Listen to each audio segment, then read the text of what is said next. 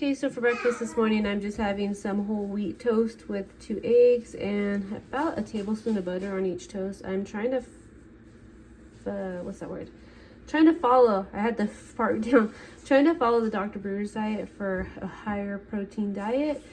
I'm normally underweight before I get pregnant, so diet's really good for basically malnourished mothers, preventing postpartum or preeclampsia in general. So I'm going to give that a shot. I've kind of been off the ball with it the last month. I'm in my 6th month of pregnancy now, and I kind of slacked on my 5th month. But here we go. Let's start it back up. I'm going to have my first glass of milk. You're supposed to drink whole milk, but because I'm starting back off, I don't want to overwhelm my pancreas, I guess, maybe.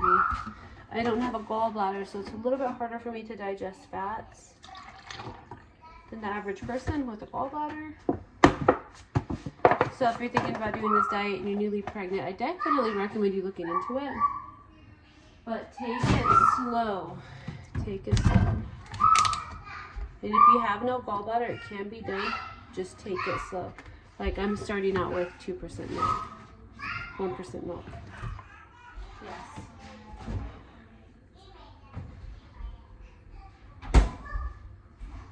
So here we go. First glass of milk going in. If you're new to my channel, my name's Tammy and I'm pregnant with my 14th baby. I have 10 at home. My 3 older ones do not live here no more. I suffer from postpartum preeclampsia. I have Hashimoto's. I am 41. There's a lot of, sometimes the comments get a little wild saying things like, why do you get pregnant with bad health? I have a thyroid condition anybody can have. I've had it since I was in my early 20s. And I do develop postpartum preeclampsia, which comes after pregnancy. Normally hits me about the 72-hour mark. My blood pressure skyrockets, and the last 2 times I've needed the magnesium drip. I've done a lot of research and reading about it since developing it the last 2 times. It seems that there's a link between being low in vitamin D, low in iron, and of course the typical things of being over the age of 35 or having multiple children, which I am all those. But I've also been reading a lot about the Dr. Brewers diet, which I found from another mom that suffered postpartum preeclampsia in her earliest years, not anything like, I think she's in her 20s. And she did the research on it, and that's when I started doing the research on it. So after doing my own research, which I'm not a medical professional or anything, I'm just trying to better help myself postpartum, is I've learned that reading his studies, which yes, I think it was in like the 1950s and it was a long time ago and this and that, whatever. So after trying things that they recommend up to date to help prevent that, like watching your salt intake and watching your fat intake and watching your calories and watching this, I've done that and I still developed it. I've even tried different diets, as in like the vegan diet, the plant-based diet. I guess you can't say vegan diet because the vegans get upset, which plant-based is way healthier than the vegan diet anyway, so I don't know why they get upset. But none of those worked. Maybe it was like a placebo effect from me taking medication.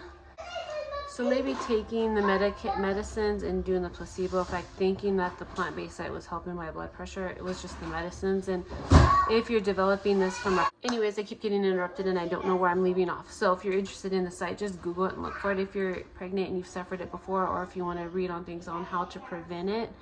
But for me, I'm going to try this method this time, which I've said from the beginning. I did slack off my 5th month.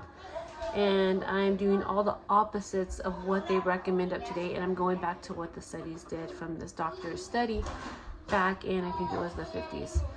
So basically it's more protein, higher protein diet, higher just salt. You can have as much salt as you want. You don't have to limit your salt, which I've always done.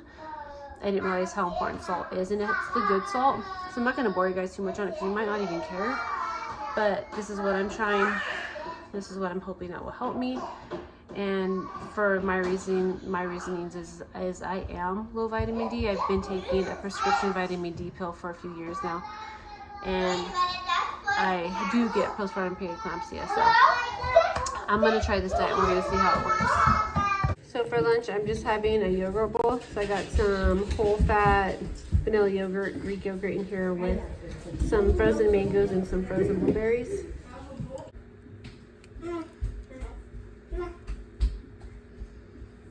Okay, I have, oopsie. All right, I've had this pot of pinto beans with some chili seasonings in here going for about 3 hours now. I was gonna do biscuits with it, but I opted to make a cake. That's going right now. So I think I'm gonna do corn, no, we don't have cornbread, but we do have stuffing. And if you haven't tried this stuffing recipe in the back, this easy pot pie, it's really good. So I'm gonna go ahead and do this for dinner with the chili beans. And yeah, if there's any protein in it. Looks like there's 4 grams protein. It was a bigger slice like that with cheese. Okay, here's my dinner. Some pinto beans with cheese and some stuffing down there. Okay, I'm having a piece of this chocolate chip cake that I made earlier.